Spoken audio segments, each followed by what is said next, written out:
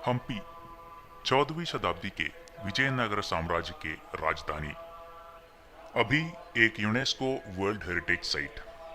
2019 में जून के एंड में मैं एक मानसून राइड प्लान करके कर्नाटका के वेस्टर्न घाट्स के तरफ निकला था, लेकिन बहुत ज़्यादा बारिश की वजह से मैं वेस्टर्न घाट से 2 दिन का एक ब्रेक लेने के लिए हम्पी के तरफ आया हूँ। मैं इधर एक रूम लिया। ये अभी टूरिस्ट ऑफ सीजन है, इसलिए मुझे रूम बहुत कम भाड़े पे मिला, 350 रुपीज़ पर डे। और वो भी रूम मुझे मिला हम्पी के सबसे जाने माने टूरिस्ट अट्रैक्शन के बिल्कुल सामने। ये है विरूपाक्षा मंदिर, एक हिंदू तीर्थाटन केंद्र। इसके सामने है बहुत सारे होम स्टे, छोटे मोटे होम स्टेज और रूम्स। आसमान में बादल के बारिश छाया है, लेकिन कर्नाटका के ईस्ट के तरफ उतना बारिश नहीं होते जितना वेस्टर्न घाट्स पे होते हैं। हम्पी में बहुत सारे पुराने स्टैच्यूज, मॉन्यूमेंट्स, मंदिर वगैरह बहुत सारे हैं, लेकिन ये विरूपाक्षा मंदिर थोड़ा अनोखा सा है, थोड़ा यूनिकनेस है। ये मंदिर विजयनगर साम्राज्य से भी पुराना है। करीब 7वीं शताब्दी से इसका हिस्ट्री शुरू होता है।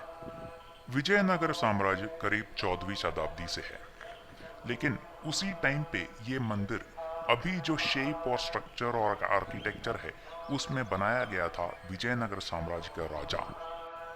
इसका एक और नाम है पंपापति। एक पुण्य तीर्थाटन केंद्र होने की वजह से यहाँ के लिए बहुत लोग आते हैं। जब विजयनगर साम्राज्य का पतन हुआ था और उसके सारे मॉन्यूमेंट्स, मंदिर वगैरह सब तोड़ा गया था, विरूपाक्षा मंदिर को भी तोड़ा गया था, लेकिन 19वीं शताब्दी में इसको अच्छे से रिनोवेट किया है। लेकिन हम्पी के बाकी सब जगह ऐसा नहीं है, और इसीलिए इसको हम्पी रूइंस कहते हैं। यहाँ के बहुत सारे मंदिर, स्ट्रक्चर्स, बिल्डिंग सब तोड़ा गया था, और वो सब हमें ऐसे ही देखने के लिए मिलेगा। पहले मुझे लग रहा था कि हम्पी पूरा पत्थर से भरा हुआ है, लेकिन गौर से देखेगा तो हमें बहुत सारे मंदिर, मॉन्यूमेंट, स्ट्रक्चर्स, बिल्डिंग सब देखने के लिए मिलेगा, और वो भी इसी पत्थर से बनाया गया। विरूपाक्षा मंदिर एक जाना माना तीर्थाटन केंद्र है। यहाँ पे विजिट करने के लिए कोई सीजनैलिटी नहीं, मतलब जैसे हम्पी में लोग आते हैं, टूरिस्ट लोग सीजन देख के या सीजन पे आते हैं, ऐसे कुछ सीजनल विजिट नहीं है यहाँ पे। तो मंदिर के अलावा बाकी सब जगह पे बहुत कम लोग थे। शायद इस मौसम के वजह से होगा, मानसून रेन्स शुरू हुआ है। करीब 14वीं शताब्दी में विजयनगर साम्राज्य समृद्धि की ऊंचाई हासिल की, और इसके राजधानी हम्पी उस समय दुनिया के सबसे बड़े शहरों में से एक माने जाते थे। एक शक्तिशाली साम्राज्य और समृद्ध शहर। लेकिन अभी सिर्फ बाकी रह गया ये पत्थर के इमारतें। ये छोटे और बड़े बिल्डिंग, स्ट्रक्चर्स, मंदिर, मॉन्यूमेंट, स्टैच्यूज, सब कुछ यहाँ के पत्थरों से कार्व किया हुआ है। विजयनगर साम्राज्य का पतन करीब 500 साल पहले था, लेकिन उसका प्रॉस्पेरिटी और उसका माइट हम अभी भी देख सकता है, पहचान सकता है, ये सब इमारतों से। सिर्फ इस जगह का साइज देख के हम उसका एक अंदाजा लगा सकता है। हम्पी का रूइंस का साइज है करीब 30 स्क्वायर किलोमीटर्स पे। 2-4 दिन या हफ्ते काफी नहीं है यहाँ के सब जगह जाने के लिए और देखने के लिए। एक छोटा सा एक्सप्लोरेशन हमें हम्पी का महत्व दिखा सकता है। ये एक ओपन एयर म्यूजियम है, हजारों इमारतें, मंदिर, स्टैच्यूज, मॉन्यूमेंट्स, मार्केट प्लेस वगैरह के, और वो भी बहुत अलग अलग टाइम पीरियड्स पे बनाया गया, डिफरेंट आर्किटेक्चरल स्टाइल का। ये सब एंशियंट मॉन्यूमेंट्स और टेम्पल्स के अलावा मेरे लिए हम्पी एक डेजर्ट के जैसा था। इस पत्थर, स्टोन, बोल्डर के एक बड़ा सा एक डेजर्ट। यहाँ के पत्थर अलग अलग शेप और साइज में हैं, बड़े और छोटे। कुछ तो ऐसे लग रहा है कि अभी एक हाथ लगाने से नीचे गिर जाएगा। एक हफ्ते के लिए कर्नाटका के वेस्टर्न घाट से बहुत बारिश में राइड करने के बाद इधर आके ये सब देख के बहुत अजीब सा लग रहा है। हेमकुड़ा हिल और विरूपाक्षा मंदिर से निकलने के बाद ये मंदिर के आगे 1 किलोमीटर लंबा एक पुराना सा मार्केट है, उस समय का मार्केट प्लेस। इस रोड के दोनों साइड मार्केट के जैसे, पुराने मार्केट के जैसे बिल्डिंग स्ट्रक्चर्स वगैरह है, और वो भी पत्थरों से कार्व किया गया। ऐसे मार्केट्स हमें देखने के लिए मिलेगा हम्पी के अलग अलग जगहों पे। सिर्फ इस मार्केट का साइज देख के ही हमें एक अंदाजा मिलता है कि हम्पी उस टाइम कितना बड़ा था।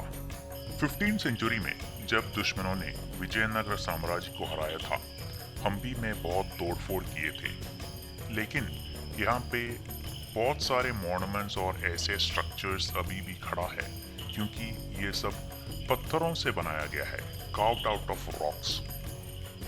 लेकिन ये जगह पे रोड के दोनों साइड के स्ट्रक्चर्स थोड़ा नया लग रहा है।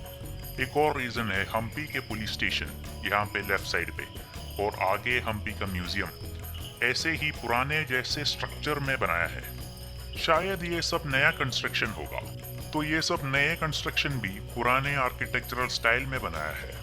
तो यहाँ पे मुझे लगता है हम्पी का आर्किटेक्चरल स्टाइल मेंटेन कर रहा है। हम्पी में पत्थर मिलना बहुत आसान है, और इसीलिए यहाँ पे ऐसे monolithic single stone carved statues बहुत सारे हैं। ये वाला नंदी, और ऐसे सिंगल स्टोन या मोनोलिथिक एक ही पत्थर में कार्व किया गया स्टैच्यूज और मॉन्यूमेंट्स बहुत सारे हैं हम्पी में। लेकिन बहुत सारे ऐसे स्टैच्यूज को तोड़ा गया था। ज्यादातर टूरिस्ट जगह पे, ऐसे वाले टूरिस्ट जगह पे गाइड्स होते हैं। हम्पी में भी बहुत सारे टूरिस्ट गाइड हैं। मैं भी एक दिन का एक टूर के लिए एक गाइड का सर्विसेज लिया। उन्होंने मुझे हम्पी के बहुत इम्पोर्टेंट, सबसे इम्पोर्टेंट जगह वो सब दिखाया। उसके बारे में थोड़ा बहुत इंफॉर्मेशन भी दिया। लेकिन वो सिर्फ 4 या 5 जगह ही था एक दिन में। जैसे मैंने पहले बोला, 2-3 दिन या कुछ हफ्ते काफी नहीं है हम्पी के सारे जगह जाके देखने के लिए। ये करीब 30 स्क्वायर किलोमीटर्स में फैला हुआ है ये सब जगह, हम्पी के रूइंस। मैं हम्पी के तरफ आया था 1-2 दिन का ब्रेक लेने के लिए। मैं इस राइड में प्लान किया था मानसून के राइड करने के लिए, बारिश का एक राइड, और वो भी वेस्टर्न घाट से। लेकिन जब मैं कर्नाटका के वेस्टर्न घाट्स पहुंचा और करीब 7-8 दिन उधर से ट्रैवल किया, बारिश बहुत जोर से आने लगी और मुझे थोड़ा सा तकलीफ आया राइड करते हुए, बारिश में राइड करते, क्योंकि मेरे पास लगेज सब बहुत ज़्यादा था। इसलिए सिर्फ 2 दिन का एक ब्रेक लेने के लिए मैं इस तरफ आया था, हम्पी के तरफ। हम्पी के बारे में मैं पहले सुना हूँ और पढ़ा भी हूँ, वीडियोस भी देखा है। मुझे पता था कि ये बहुत बड़ा एक इलाका है, इधर बहुत सारी चीज़ें हैं देखने के लिए। लेकिन इधर आके ही मुझे पता चला कि इसका साइज इतना बड़ा है, इसमें इतने सारे चीजें देखने के लिए है। बहुत सरप्राइज हो गया मैं इसका साइज और इसके सारे मॉन्यूमेंट्स जो फैला हुआ है 30 स्क्वायर किलोमीटर्स में, ये सब देख के। इधर आके मुझे लगा सिर्फ 2 दिन के लिए इधर आना हम्पी की तरफ एक इंसल्ट होगा। कम से कम 3 दिन का एक टूर प्लान करना चाहिए था, क्योंकि इतने सारे जगह है देखने के लिए। लेकिन ज्यादातर टूरिस्ट लोगों के जैसे मैं भी सिर्फ 2 दिन इधर स्टे किया।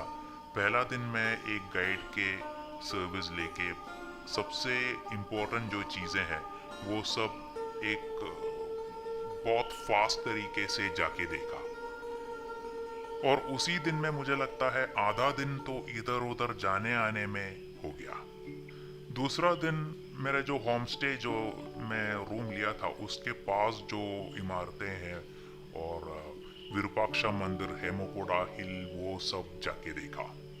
तीसरा दिन मैं उधर से निकल गया। तो मैं ये कहना चाहता हूँ कि सिर्फ 2 दिन के लिए इधर आना ठीक नहीं होगा, सही नहीं होगा। कम से कम 3 दिन या 1 हफ्ते का प्लान करेगा तो अच्छा रहेगा। बहुत सारे जगह पे जैसे कृष्णा मंदिर है और रॉयल टावर्स, वो सब जगह पे 1 दिन पूरा उधर देखने की चीजें हैं। 1 दिन पूरा फुल डे देखने की चीजें हैं। और मेरा फर्स्ट डे का टूर में एक गाइड मेरे साथ था, उन्होंने बहुत सारे इन्फॉर्मेशन मुझे दिया, लेकिन मुझे नहीं लगता कि एक अच्छा सा डिस्क्रिप्शन, ये सब जगहों के बारे में एक अच्छा सा डिस्क्रिप्शन देने के लिए उतना इन्फॉर्मेशन मुझे मिला। तो मुझे एक और बार इधर आना होगा, कम से कम 1 या 2 हफ्ते इधर बिताना होगा ये सब देखने के लिए, इसके बारे में थोड़ा सा नॉलेज लेने के लिए, अच्छे से फोटोग्राफ्स और वीडियो लेने के लिए। दूसरा एक बात है, हम्पी में अभी भी आर्कियोलॉजिकल सर्वे ऑफ इंडिया का एक्सप्लोरेशंस, एक्सकेवेशंस, रिसर्च सब अभी भी चल रहा है। बहुत सारे जगह पे रिनोवेशंस कर रहा था, जैसे कृष्णा मंदिर, उधर रिनोवेशन कर रहा था और उधर टूरिस्ट के लिए एंट्री अलाउड नहीं था जब मैं गया था। और अभी भी नए नए एक्सप्लोरेशंस और एक्सकेवेशन से नए नए जगह निकाल के आ रहा है, टूरिस्ट अट्रैक्शंस बन रहा है। तो शायद 2-3 साल में हम्पी थोड़ा और बढ़ जाएगा, थोड़ा और बड़ा हो जाएगा उसका टूरिस्ट अट्रैक्शंस। तो मेरा हम्पी का टूर बहुत ब्रीफ था, सिर्फ 2 दिन था और उसी में मैं ज़्यादा फोटोज़ और वीडियोज़ नहीं ले पाए। पहला दिन तो घूम रहा था बहुत सारे जगह और उस दिन तो ज़्यादा फ़ोटोज़ और वीडियोज़ नहीं लिया। दूसरा दिन तो ज़्यादा जगह मैं जा नहीं पाया। तो शायद एक और बार मैं एक और वीडियो करूँगा हम्पी के बारे में, इधर आके थोड़ा सा अच्छा सा डिस्क्रिप्शन, नॉलेज सब लेके। तीसरा दिन मैं हम्पी से अभी निकल रहा हूँ। मैं अभी वेस्टर्न घाट्स के तरफ ही वापस जा रहा हूँ, लेकिन जाते वक्त एक और यूनेस्को वर्ल्ड हेरिटेज साइट पे गया था, पट्टाडकल। ये एक और यूनेस्को वर्ल्ड हेरिटेज साइट है, लेकिन बहुत छोटा सा, सिर्फ 1 दिन में ये सब देख सकता है। उसके बाद मैं गया था बादामी केव्स। तो मेरा अगला वीडियो होगा पट्टाडकल के यूनेस्को वर्ल्ड हेरिटेज साइट। तो ये वीडियो मैं अभी इधर एंड कर रहा हूँ। उम्मीद है आपको अच्छा लगा होगा। अगर आपको अच्छा लगा तो वीडियो को लाइक कीजिए और शेयर कीजिए आपके दोस्तों के साथ। मेरा अगला वीडियो का लिंक मैं अभी इधर दे रहा हूँ राइट साइड पे।